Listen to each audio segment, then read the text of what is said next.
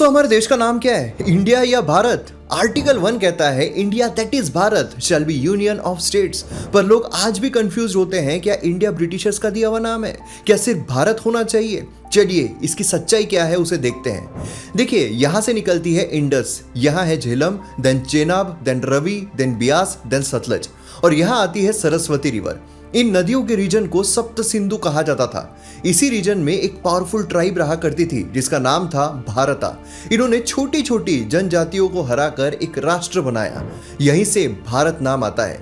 और इतना ही नहीं, भारत नाम का जिक्र हमें ऋग्वेदा से लेकर महाभारत तक देखने को मिलता है। अब बात करते हैं इंडिया की। जब पर्शियन लोग आए तो उन्हें एस बोलने में दिक्कत होती थी, तो उन्होंने सप्त सिंधु को हप्त हिंदू कहना शुरू कर दिया। फिर ग्रीक्स आते हैं जिनके पास एच वर्ड ही नहीं था, इससे इंडोस एंड देन इंडिया नाम आता है। इंडिया नाम को हटाने की बात इस वजह से भी की जाती है क्योंकि वेस्टर्न वर्ल्ड में इंडियंस एक डेरोगेटरी वर्ड की तरह इस्तेमाल किया जाता था। अब आर्टिकल 1 का दूसरा पार्ट अगर हम देखें तो वो भी काफी इंपॉर्टेंट है, जो कि है यूनियन ऑफ स्टेट्स, यानी कोई भी स्टेट भारत से अलग नहीं हो सकता है। कश्मीर हो या कन्याकुमारी, सब भारत का अभिन्न हिस्सा है।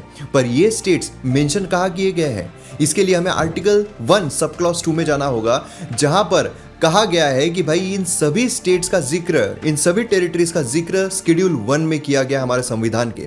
और आर्टिकल 1 सब क्लॉज 3 ये क्या कहता है? ये कहता है कि भाई territory of India shall comprise, मतलब जो टेरिटरी है भारत की उसमें क्या क्या आएगा? उसमें आएगा जो सभी स्टेट्स की टेरिटरी है हमारे देश में, एंड यूनियन टेरिटरीज, एंड जो टेरिटरीज भारत एक्वायर कर सकता है, ये सभी हमें भारत के टेरिटरी में देखने को मिलेंगे। दोस्तों हमारे संविधान को गहराई से जानने के लिए फॉलो जरूर कीजिए और वीडियो शेयर करना मत भूलिएगा।